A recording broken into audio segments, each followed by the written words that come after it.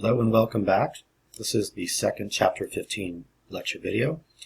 In this lecture video, I'm going to finish up by talking about how to dispose of debt securities, and also we're going to talk about accounting basics for equity securities. So if we return to this example, this was when Music City had bought the bonds of Dell. Okay? And so what we talked about in the last lecture video, we talked about the journal entry to record Music City's purchase of those Dell bonds, the debit to long-term investments, credit to cash, and we had to talk about how they would receive interest revenue from those bonds. Of course, that would be Dell's bond interest expense, and so that's their payments to their bondholders. That would be Dell's payments to their bondholders, which then Music City would recognize as interest revenue. Now what we want to talk about is when the bonds mature. Okay, so when the bonds mature, so that means they come due, that means that Dell has to pay Music City for the face value, the par value of the bonds. That's what the word mature means. Okay, so what that means is that Music City will receive the amount of par value in cash. So if we look at this up here on August 31st, the bonds Music City purchase will mature. Record this transaction. So we come over here on 8/31, and what, of course, Music City will receive is cash in the amount of the par value. So the par value was $30,000. So we'll debit cash for $30,000, and then they no longer have that asset of those long-term investments, HTM Dell, which they purchased for $30,000. You no longer have that because they purchased those bonds, Dell, and now Dell has those bonds have matured, and Music City now collects its par value in cash from Dell.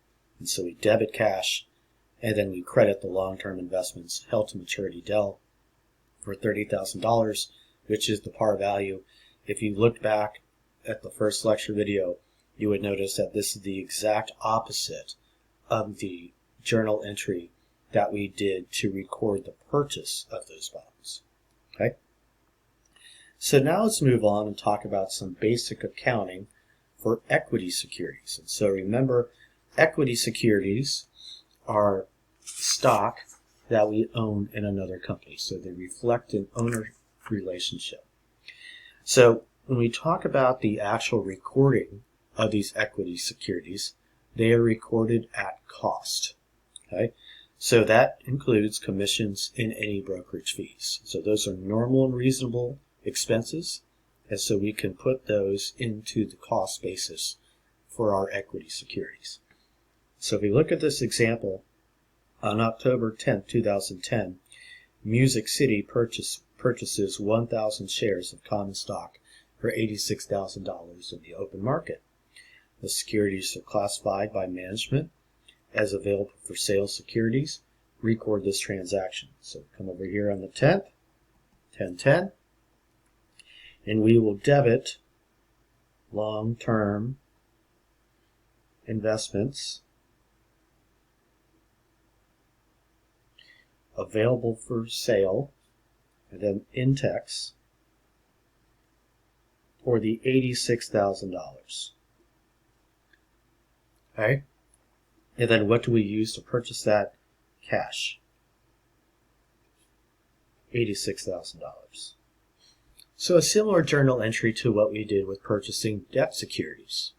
Okay? But in this case, it's an equity securities, but it is long-term investments, which means we're planning on holding it for longer than the operating cycle. Okay? When we purchase, this is the cost basis, $86,000. Now, unlike bonds, right, bonds pay interest, stocks, we receive dividends. Right? So we will receive dividends if they declare dividends. We will receive dividends from holding this stock. Okay? So you look at our example. On November 2nd, Music City receives $1,720 quarterly dividend on its investment in Intex. Record this transaction. So what are we receiving? We're receiving cash. We debit cash for $1,720. And then we also record this as dividend revenue. So kind of similar to what we did with the debt securities, except it's not interest revenue, it's dividend revenue.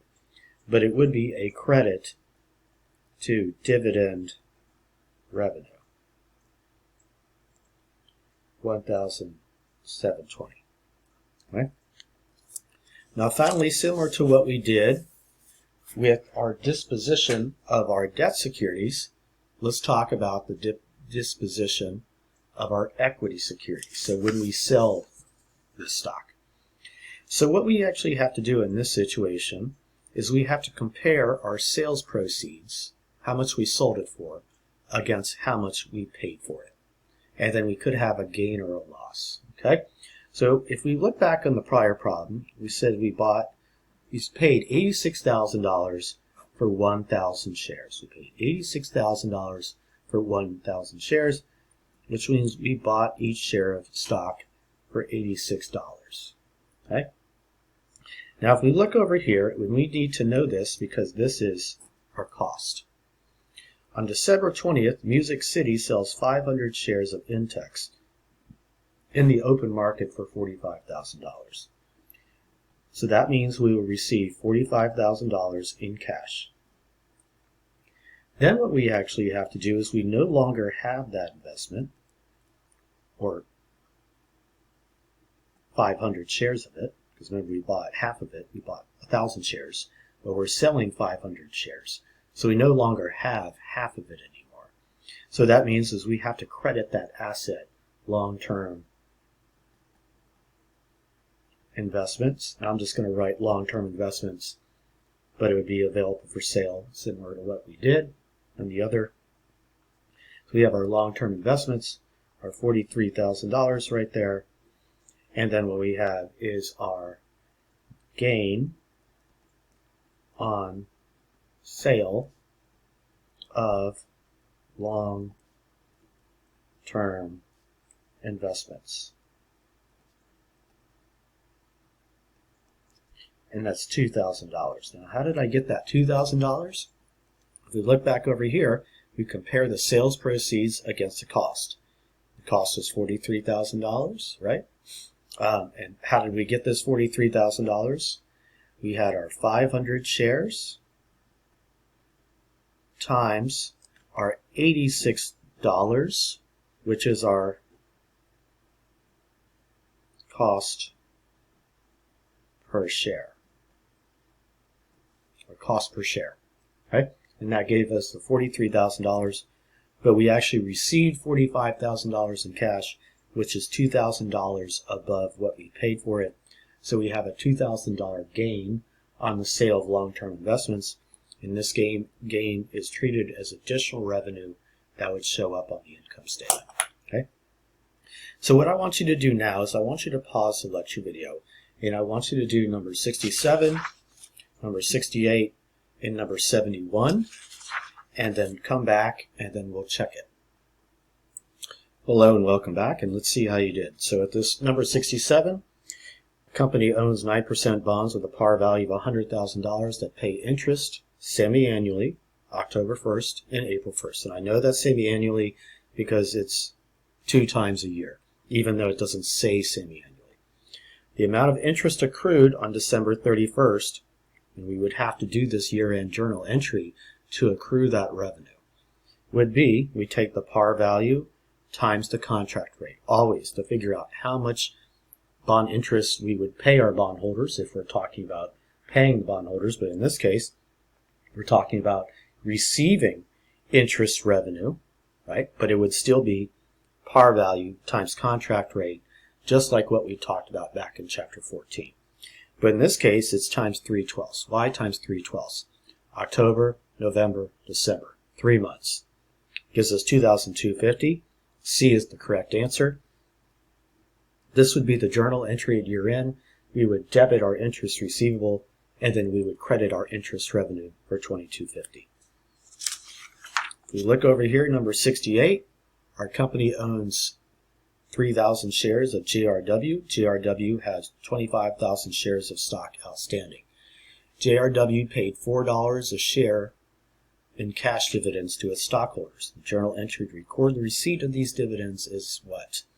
So if you look back at the journal entry record dividends, it's debit cash, credit dividend revenue. So debit cash for 12,000, and the way I got 12,000, I took the 3,000 shares times the $4 per share, gives me $12,000. Debit cash 12,000, credit dividend revenue 12,000. And then finally, our last one down here, investor purchase at par value, $75,000 of Quartz 8% bonds that mature in 3 years. The bonds pay interest semi-annually June 1st and December 31st. The investor plans to hold the bonds until they mature. When the bonds mature, the investor, the one who purchased those bonds, that's the investor, should prepare which journal entry. So this is basically saying it's getting at the disposition of our debt securities. If you look back at that journal entry. And what we said, we look back at that journal entry, we debit cash, and then we credit the investment. It's the exact opposite journal entry of what we did when we bought the investment. But what do we get paid? We get paid the par value, which is given to us right over here at $75,000. We get paid the par value because we're getting paid, we're debiting cash. We no longer have this investment with this company. We don't have those bonds anymore because they've matured. We initially recorded that investment as an asset. That investment is now gone because the bonds have matured and we've received the cash. So that means that investment, the value of that investment has gone down. That investment is an asset. And the way I recognize that an asset goes down in terms of the accounting equation is with a credit. That's why this is a credit. Okay. In the next series of lecture videos, I'm going to be talking about reporting non-influential investments. Thank you.